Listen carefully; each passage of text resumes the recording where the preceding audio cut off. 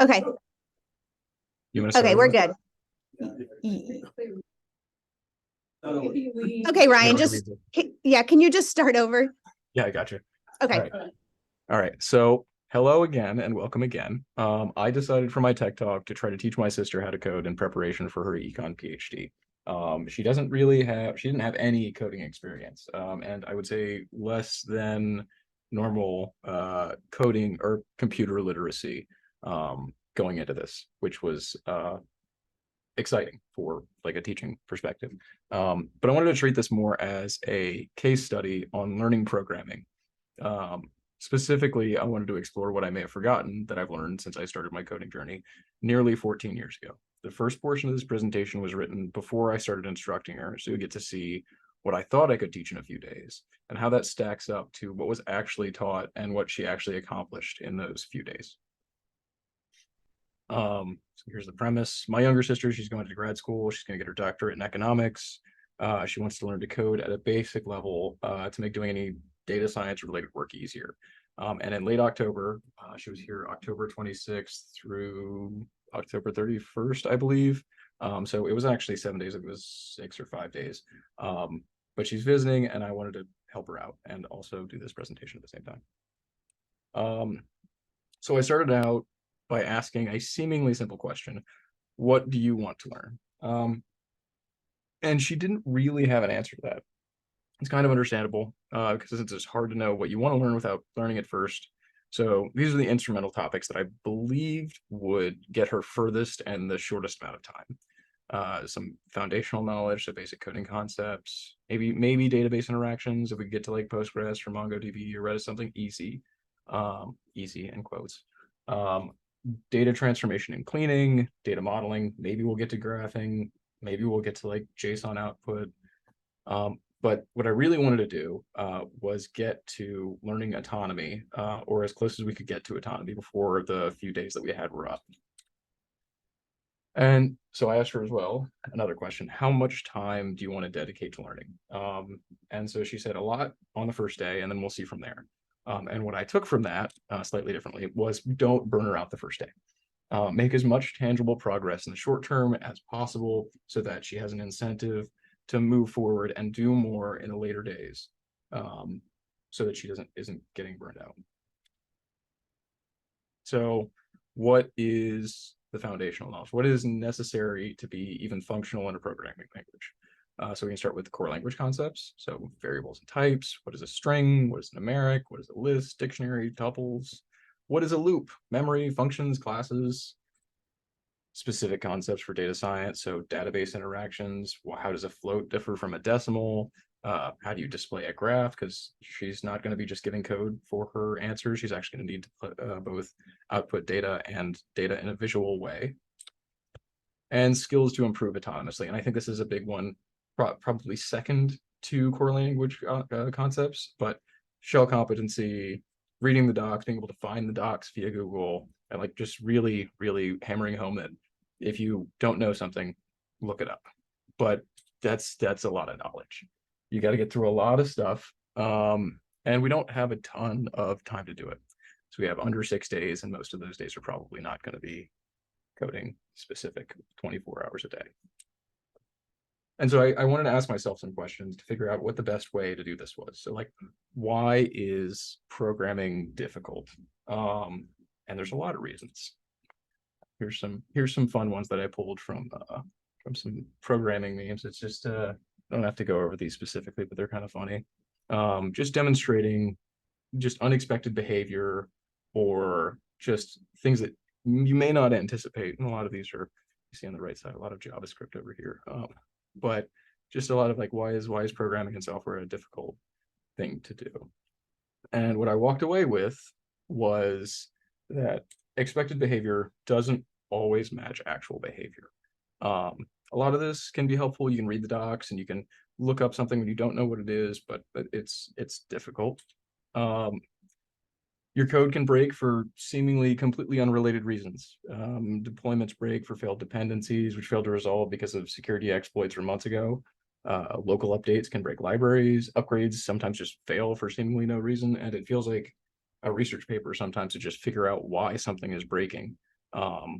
which is I think a big part of why like software engineers like software, but it's not fun to get into it, especially from the outset. The rules vary from time to time, place to place, and can seem completely arbitrary. I was talking to my roommate's a woodworker, and in physically present professions like woodworking, machining, civil engineering, the facets of reality that shape best practices don't shift all that often. You know, if you have a joint, and generally you know that that's a strong joint. In programming, that's not really the case. The landscape changes every year, every 6 months, every like 10 years ago, the woodworking was not that different. Software engineering was very different. And resources just may not exist, you know, missing API documentation, no existing maintained libraries, nobody else has had your problem before, or you may find everyone's found a Stack Overflow question online that just is completely answered or is now incorrectly answered. So there's lots of reasons why programming is difficult, and this is definitely not a definitive list, but it's what I came up with. So the contrast of that, take a sip of tea real quick, is what makes programming easier. And a big one for that is code literacy, pitfall awareness, good tooling, good examples, collaboration, judgment-free answers, and they all make it easier, but they're not all immediately available. Code literacy and pitfall awareness both will come with experience. You got to fall in the pit before you know where it is, or have somebody point it out to you. Good tooling, you know, I wanted to set her up with an IDE, a GitHub account, a good terminal emulator, and have her know how to set it up and why it's set up that way. Good examples. I know I look at previous code all the time. So getting a good foundation of extensible projects during the 7-day period that can be applied to work that will be done during either her economics program or during her like private work going forward, so that she can reference something and be like, oh, that's how a for loop works, or oh, that's how a dictionary works, or this is how I made a lookup table. And collaboration and judgment-free answers. She's fortunate enough that she can just text me, which is nice. Or because it can be very intimidating to try to interact in a lot of these like online forums where the docs don't necessarily answer your questions. So the hopefully would make it easier going forward. So now that we know what makes programming difficult to an extent, and we know what makes it easier to an extent, and we know what she wants to get out of it, what do we need to do? So I want to create one or more coding projects that demonstrate basic concepts in a way that can carry over to her actual work. This will allow her to develop a sort of a corpus of solution and templates to work from for any future projects, and it'll just build out and out from there. Something too easy, maybe like we read a CSV file and figure out the approximate slope of a line based on data points provided.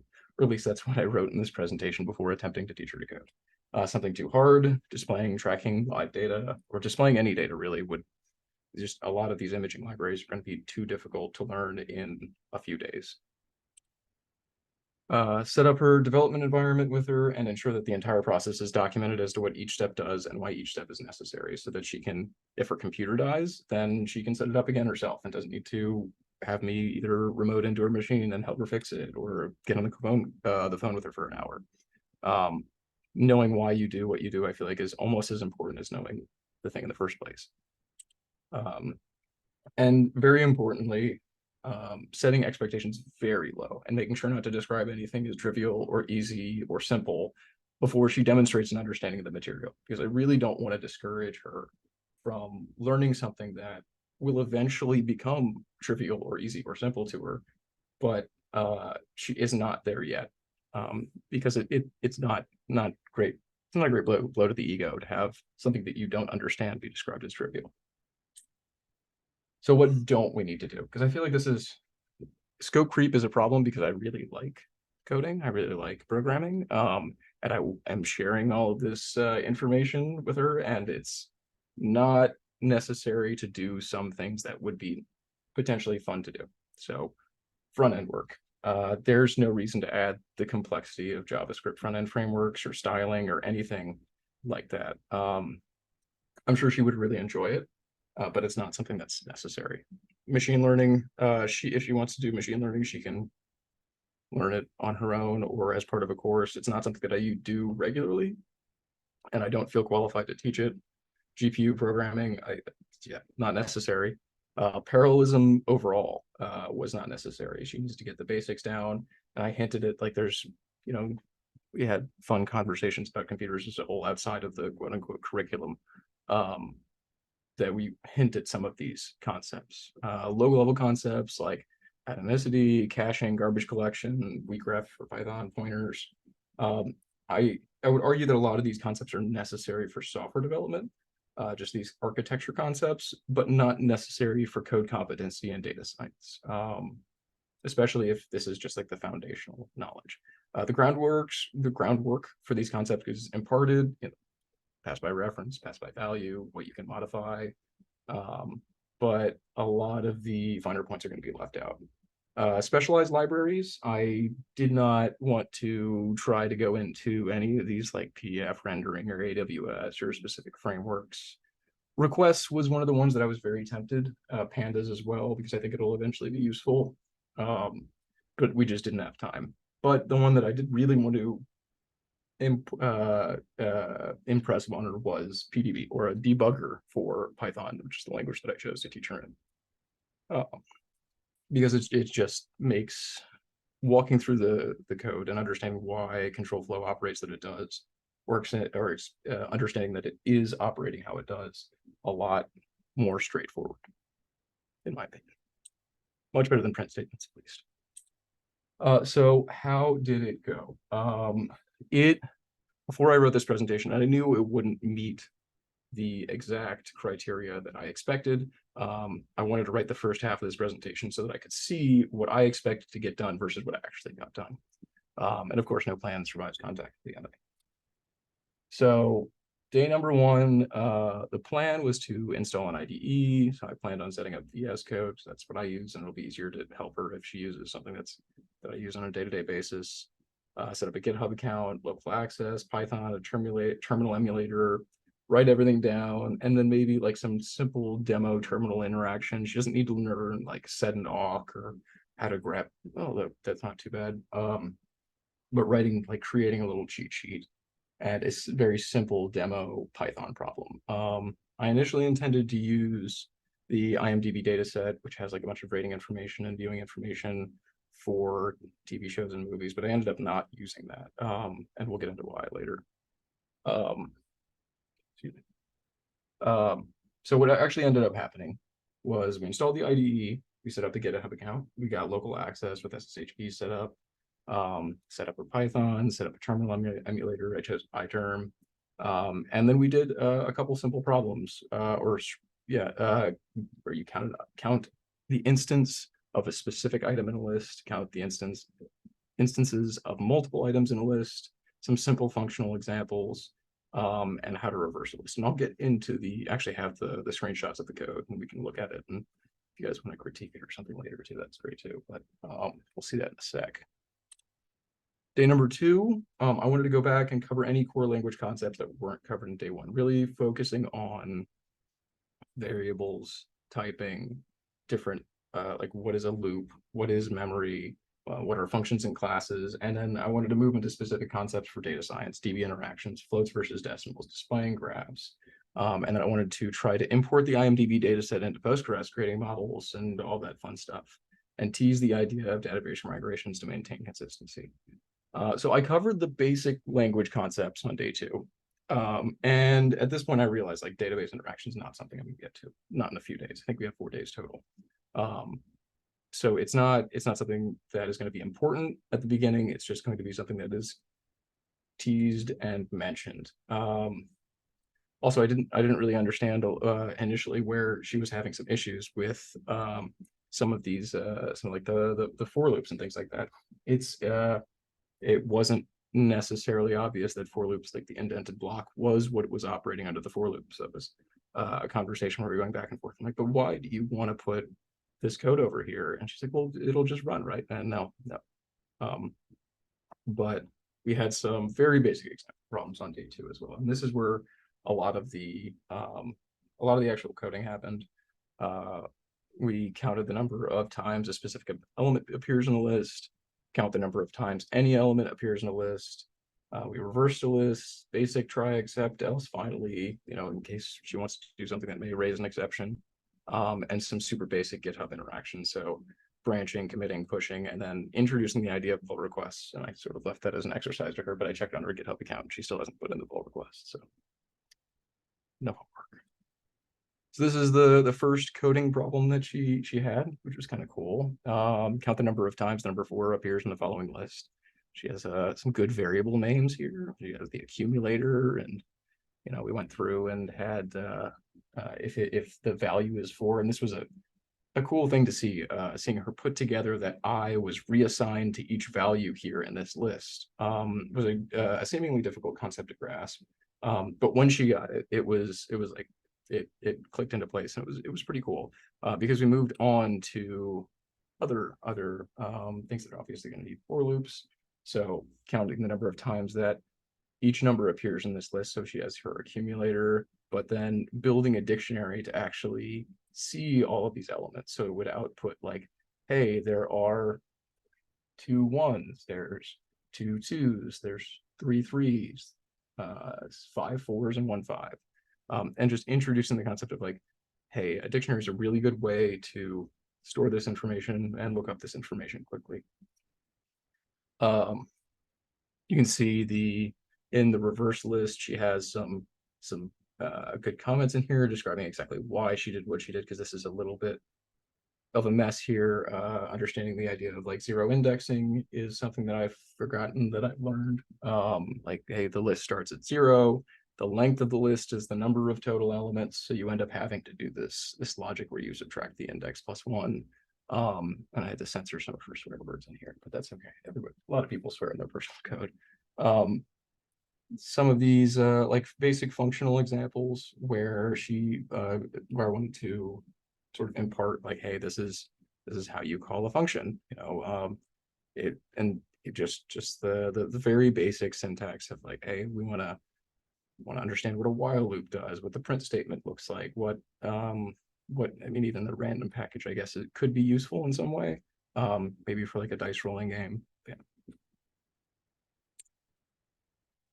Day number 3. So this is where I sort of had to adapt my curriculum. The first 2 days, I was like, okay, I'm gonna not wing it, but I've got the idea of very basic coding concepts. Like we do for loops, we do while loops, maybe some functions to understand the difference between different data types. Those each were like 2 to 3 hours each of just sitting down and coding with her. But I wanted to introduce like a tangible project. And luckily I have a project that I am working on or wanted to work on that has a pretty straightforward on-ramp with a difficulty spike at the end. So I got a fairly big garden, and here's the TXT file that I gave her. And I want to generate, I have a laser engraver, and I want to generate a plant label that I'm going to put on a piece of wood for each one of these different plants. And I gave her this TXT file as like a data cleanliness thing, where it's like, okay, we have like the blackberries and we have the tomato zone and we have strawberries times 4. So we want 4 strawberries. But hibiscus is listed 3 times and we put spaces in here. So this is something where it's like, hey, you may need to clean this up. So it was not a fully insidious file, but definitely some tripping hazards in here. So supplied the dirty TXT file. And I want to take this TXT file and I want to transform it such that I'm printing, or I am creating a directory filled with images such that all of the output images have the same relative scale per label, but all of them appear within the same image.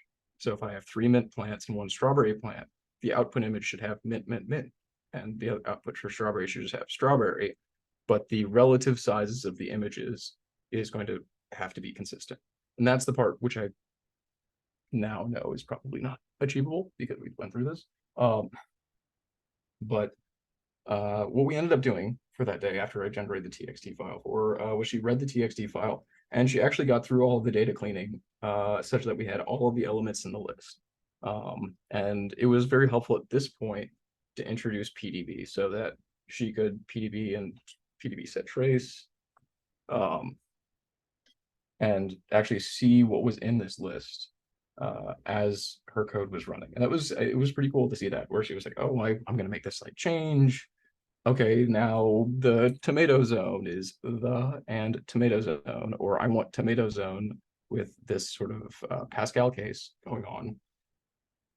And if I do like a dot lower lookup, then I'm not going to be able to use tomato zone like this, because recapitalizing it is going to be a nightmare. Or dealing with the multiple hibiscuses. So that was day 3. Day 4, so we generated this. The project's the same, and I think the project's still ongoing, mostly because I've lined you out still. But she did the data cleaning, she read the txt file and performed enough data cleaning so that the list had the correct elements. She was successfully using the debugger. She pulled the information into a dictionary so that she could count each element within the list, a concept that we introduced earlier, and output the elements in the correct number of times. We did not get to the image rendering library, but that wasn't, I feel like, super important. It's something that what I'm going to end up doing is making a pull request to her repository, and then she can approve the pull request and then output it. We'll have an actual product output, but I got a little too busy to do that before this presentation. But maybe I'll post one in the general thread eventually. And here's that code. I also was hinting at type hinting here, which was kind of fun, so that I could show her, like in the IDE, you can hover over read plants and see what the expected inputs and outputs were. I didn't want to go into like doc strings or a lot too much, but we can see where the sort of the machine problem style / interview problem style topic at the top is, and her, what's it called, her notes on how to do like some of the autocomplete or auto fixes and things like that. Creating this composium of plant names, reading the file, splitting the file lines, and then creating the composium from all of these things, where we have what's it called, determining whether there's multiple listed in a single line here, and then adding that to the composium afterwards, which I thought was really good. I wasn't sure if we were going to get through this, and she managed it in 4 days. And this is the sort of main lookup, and a lot more of her PDB notes, which were cool to see, where we had her read in the plant's file names, and for each of the file names and amount, and the items, we just ended up printing it out because we skipped the imaging library, and introducing the idea of main and like importing from another function. So if she wanted to read plants in another file, then she just doesn't execute a bunch of global code. Yeah. So that was me running through it fairly quickly. Actually, not fairly quickly. We're about on time. So how did we do? Did we finish the project? Sort of, not really. Did we accomplish everything we set out to do? Would she be hired as a software developer with only 4 days of work? And did we accomplish our goals?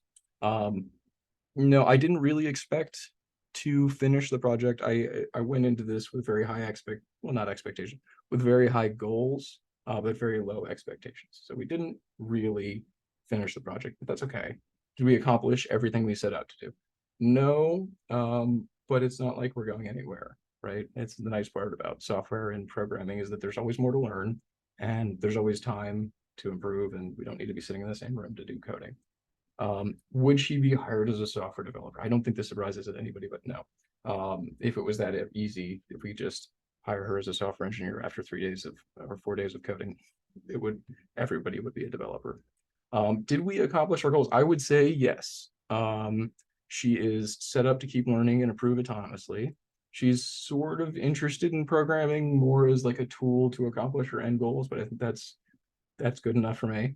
And she does grasp the concept, the capabilities of programming and what she can do. So there were a couple of cool moments where she was using the terminal, and she's like, oh, so you can do this kind of like Finder. And then at the end, she was like, oh, this is actually more powerful than interacting with my file manager. Which I mean, I count all that as a success. I think she did a great job. And I learned a lot about what I forgot that I knew, and sort of the perspective of people who don't know how to code. So I think it was good. I know that was a lot very quickly. Any questions? Just unmuting so anybody can ask your. Are you still friends with your sister? Yes, yeah, we're really good friends. She texts a bunch.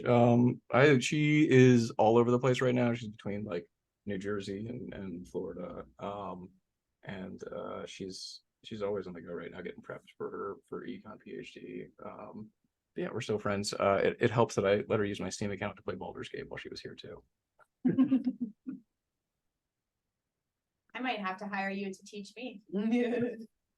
It's if you want to sit down for 3 hours a day, 4 days in a row, and Yeah.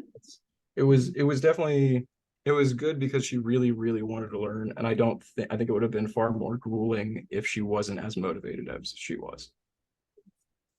Which, I mean, it doesn't need to be grueling; it can go at anybody's pace. But Hey Ryan, I have a question. go for it.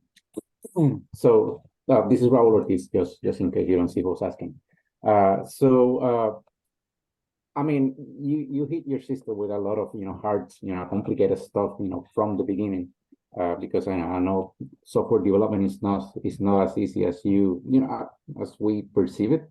But did you ever consider using Python notebooks like Jupyter just to take aside the IDE and GitHub and just focus on that side of the core development?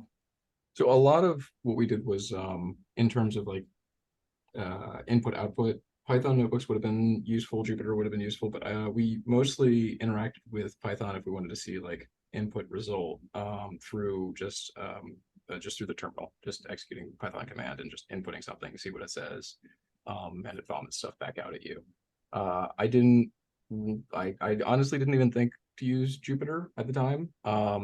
It might have been quite a bit better because it saves a lot of that stuff and it would have made it extensible and reusable. But I didn't really feel the need to, and I don't think the IDE made it super complicated. The being able to hover over like imported libraries and getting information out of them was pretty good. I didn't think that VS Code was a big problem. GitHub might have been a bit much for her. I definitely agree there. But it was one of those things that I wanted to make sure that she had all of the tools necessary. And I may have crammed in a little bit too much. But the IDE, I think, also helped with the GitHub interactions because she was able to see exactly what she was doing, where you have that sort of source control pane and you're like, add this, that's adding a file, write the commit message, commit, and push, and then go to the browser and see my code appears. And I think that gave her some gratification that she was just like, I just published code to a website and it took like 3 button clicks and I understand how I did it. But in the future, I might consider, well, I don't think I'll be doing this again. Maybe I will, I don't know. But I would consider it for sure. So just out of curiosity, this is going to be my last question. So your sister is doing a PhD in economics, right? Correct. So is Python or any other kind of development skills used? Is she going to use this as part of her stuff doing the PhD? I believe so. She was talking about learning MATLAB, and that's sort of what started a lot of this is, oh, I want to learn MATLAB or R or Python or one of these, and I don't know which one to do.